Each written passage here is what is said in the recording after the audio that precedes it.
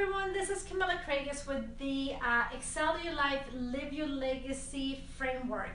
And thank you so much for purchasing this. Obviously, you're holding a real copy in your hand. This is just a on the printer kind of copy.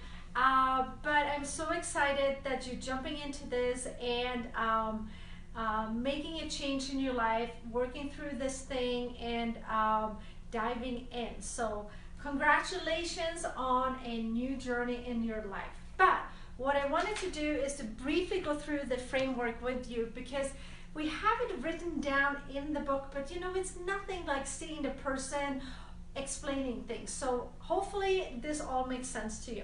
Okay, so the Live Your Legacy framework began in 2008 as I lost a very dear friend of mine. And as he passed away, I asked myself, wow, like when I kick the bucket, when I pass away, how will I be remembered? How will people describe me? What is it that I will look back at having done and accomplished? What kind of life will I look back at? And I think we all know that life moves really, really quickly. And if we're not intentional in setting some goals and some dreams, then we wake up 5, 10, 20 years down the road and we said, oh, I intended to. So the framework basically came out of a loss and has completely changed my life and made me more intentional and moving towards the things that I want to do and accomplish. And so that is something I really, really wish for you, is to wake up with that purpose and that intention and a plan on how to not only live your legacy, but also leave one behind. So let's dive right in. All right, what we want to do, and this is the thing that most people kind of avoid, because, I mean, let's be honest, right? Talking about death or your eulogy or like when I look back at life isn't exactly exciting, but the thing is, the truth is, we're all going to go there at some point. So why not plan your life in a way so that when you're on your deathbed, hopefully gray and old, you get to look back and saying, wow, I really lived my life the way I wanted to live it. Because the #1 regret of dying people is that they didn't live the kind of life that they wanted to live. They conformed to what was expected of them, and they kind of just like put their dreams and goals and things that you wanted to do on the side. And I believe that we can do everything, right? We just have to plan a little bit more. Think about it this way. You would, if you're going on vacation somewhere, you sit down, you pick your destination, you plan on like, okay, this is what we want to do when we get there, and so forth, and you make a plan. Most people, I think, I can't remember, I think it was Seth Godin who said this, who said most people plan, spend more time planning their 2-week vacation than they do their life. Think about that. Most people spend more time planning a 2-week vacation than they do their life. Let that sink in. So let's change that. Now, what we want to do in order for us to wake up with purpose and intention and so forth, we obviously need to have an idea of where we're going, and that's where the Live Your Legacy framework comes in. So what we're going to do, and I'm going to kind of move around and get in and out of picture, but you want to start with the bigger picture. Where do I want to go? When I lay there on my deathbed, and I know it sounds awful, what is it that I want to look back at? What kind of life do I want to have lived? And so forth. That becomes your ideal life. And so I kind of marked that over here. But first of all, you may say, you know what, I'm not really sure right now. I'm in the year of discovery. Life has been kind of challenging. Lots of things have happened. That just feels so big for me to dive into right now. Don't worry. Just start with small things like, when I have encounters with people, how do I want them to describe me? How do I want to be remembered as I'm leaving that conversation or that boardroom or that, you know, whatever it is, right? We can decide how we want people to describe us in ways of like, oh, maybe, you know, like my personal one is like, I want people to say, wow, she's really engaging and energetic, right? So I show up as such. and you know, like maybe you want to be like, oh, she's so kind, or he, you know, like was the best barbecue person in the neighborhood. Everyone loved your hamburgers and your barbecues and your parties, and everyone always brave about that. That's how you want to show up. So you can start with these kind of things about how do you want to be remembered? How do you want to be described? So you can have descriptive words, so that is in the workbook. So start there, because what if you show up as that every single day? Put little reminders everywhere to show up as such, and that is part of your legacy, right? So that's how you can begin. All right, what kind of life do you want to look back at having lived? That's your ideal life. It doesn't take overnight to create that, but life moves forward anyway. Time passes regardless of what we do, so we might as well start moving towards the kind of life that we want to live. And it has to do with all aspects of life. Maybe you're like, oh, I want to take my family on a 3-month vacation every single year. That's your thing, and now you got to create a life and a business and a world around that, because that's part of your ideal life. You know, how you show up, where you live, what you drive, how you even dress, how you see yourself, what kind of people you surround yourself with, what are you doing for a living, what are you working, what are you creating, family life, friends, other relationships, nonprofit work, what do you read? Just start imagining and building that ideal life as if you can create anything, right? And that becomes your vision, and that's what we're going to start working towards. Takes time, but time passes anyway, so we might as well do something about it. All right, so when we have worked through all of these things in a workbook, like how do you want to be described, you know, how do you want to be remembered, what are the things you want to accomplish, what are some of the experiences that you want to have had, then we go on to, you know, what do you want to pass on? Now we're talking the past, the legacy thing. Here's the thing. The word legacy actually means to pass something on. Doesn't mean that it's only at the end of life. It means you're passing something on every single day. So you're passing on energy, you're passing on experiences, you're passing on character traits, you're passing on life lessons. Back in the day, the elders would sit around the fire, as I imagine, and they would pass on these kind of things, words of wisdom, to the younger generation, so that that would be instilled in them, so that the positive ripple effect would continue, right? What is it that you want to pass on to the people around you that could help them grow and become better people? And so we're all working towards having a better world, right? Okay, so life lessons, core values. So we're talking about core values because we all should have our core values, because our core values are like filters that allows us to say, no, that's not where I want to go, because that is not in alignment. Because when we are not in alignment with our core values, you know you feel off.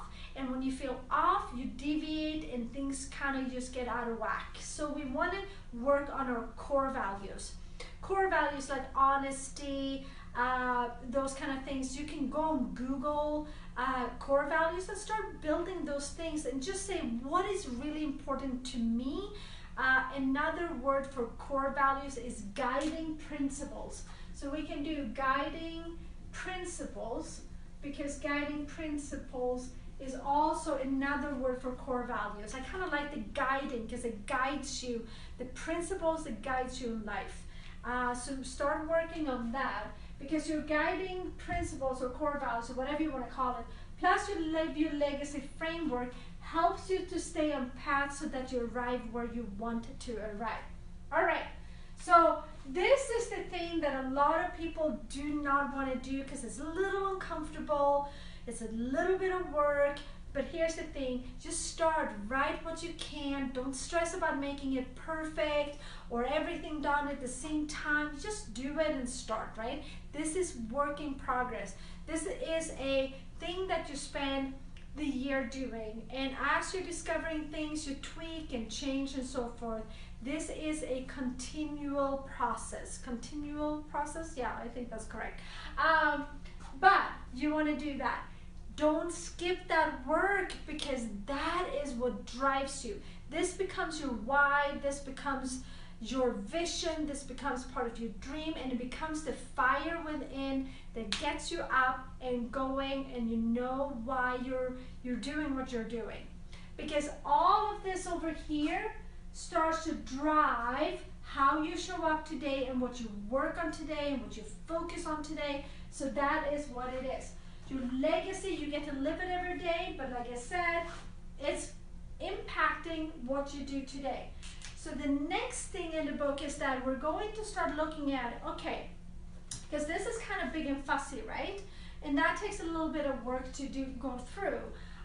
It's kind of like the big picture. But what we want to start working on is our 3-year vision. How do you want your life to look like 3 years from now? If you could have like any kind of life, you're like, okay, this is the kind of life I want to live 3 years from now. How does that look like? In your career or your business or both? How does it look like in your personal life, relationships, because there are multiple, right? Friends, love, and all of those, their family and so forth. How do you want your spiritual life to be? How do you want, where do you want to live, and what do you want to do, and how do you want to feel? I want you to really focus on the feeling part, because you want to kind of feel your way through this. How do you like see yourself waking up in the morning? What is it that you're doing? And so that it gives joy and purpose to your life. So work on this thing. How do you want your life to look like 3 years from now? So that's is in the workbook. And just start like from a clean slate. Do not create things from your current circumstances. The reason for that is that when we create from our current circumstances, we create from the place that we are. And that is kind of a smaller thinking. We want to say, okay, this is where I want to go, and then we figure out like by figuring out this is where I want to go, what is it that I need to do? Skill development. Who do I need to get to know? What is it I may need to acquire and continue doing? Because someone out there is living the kind of life that you want to live. So create from your vision, not from your current circumstances, and then we start figuring out how to go from there. Because when you're focusing on this thing, it's amazing what starts to happening. Whatever you focus, whatever your brain focus on, starts to like happening. Because now you're like, oh, you start to connect with people, you start to come across articles and different things, because that's what you're focusing on instead of focusing on where you are. So we want to work on our 3-year vision, because our 3-year vision then later on also determines our 1-year goal. Because your 3-year vision, obviously this drives this. If you have this fully figured out, then this is so much easier. You know, you can like, oh, 3 years from now, this, or you can even work on a 10 or 20 year. But most people are like, this is so big, let me start with 3 years. So your 3-year vision will determine your 1-year goals and help you guide to that. Because if we're going over here, your 3-year goal drives your 1-year goal, and your 1-year goal drives your monthly focus, which determines your weekly and your daily tasks. What you're working on, your to-do list or your task list, should move your goals forward, your short-term goals forward, and those short-term goals should move your vision forward, right? Are you with me? So your daily tasks should be moving your short-term goals forward, and then those short-term goals should be tied to your goal, to your bigger goals and to your bigger vision. So we want to work on that, so don't skip the 3-year thing. There's also a money planner in there. Like, let's talk about money. Money allows you to do things. What do you need to learn and do and so forth in order to acquire more money so you can really truly do the things that you want to do? All right, so let's, that's kind of that whole thing, which also ties you into all of the planning part in this thing, where you have a monthly focus, you have calendars, you have daily MIT sheets, most important tasks, weekly project sheets, you have, you know, journals and different things like that that will help you stay on track. So once you've gone through this work, once you've gone through the 3-year thing, once you've done the bucket sheets in there, because this will help you with the buckets, like looking for the buckets. Oops, that doesn't look so good. The buckets, the bucket sheets, you fill those out. Keep it simple. It's better that you move one bucket, one goal forward than trying to do too many things. Go deep, not wide. And then we're moving on all of those stuff so that we know that what you're working on moving you closer instead of further away, right?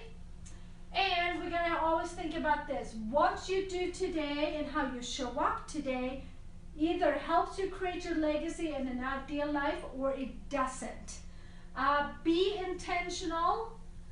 What do you want? Be honest with yourself what you want. Your dreams and your goals are yours. Everyone has different things, so never compare yourself with other people. Know what you want and start defining that. And also we want to have goals with measurable targets so that you can review and adjust where you are. In this thing, you have every week where you sit down and do the 3 R's, where you review and you reflect and you realign. Because just like you're driving a car to a destination, if you're just holding steady and trying to go straight, you're going to hit the ditch. You're always kind of like moving the wheel in order to hit your destination. You always have to adjust. But you need to have some tangible, specific targets, because the goal thing doesn't work if it's vague. So jump into this, and I'm going to try to keep this short. Ask any questions. We want you to succeed. And we are excited. We love to meet you, connect with you, and stay involved and so forth. So as you're getting this thing, go through this. This is a once a year kind of thing, and it has the 60-day planner in it. And then when you're done with this, just go and get the Excel Your Life JournalPlanner. That is just the journal part, or I mean the planner part, the journal and planner part. And then that should help you stay on target, because we really want you to wake up every single day with purpose, with intention, and a plan on how to live, and not only live but also leave a legacy behind. So go out there and do the things that excel your life and live your legacy, and let me know how you're doing. Ask any questions. We're here for you. This is not just some product that is, you buy and you're on your own. Please be part of the community and let us know how you're doing, okay? But I hope this helped to explain a little bit more about the framework and so forth and all of that good stuff. All right.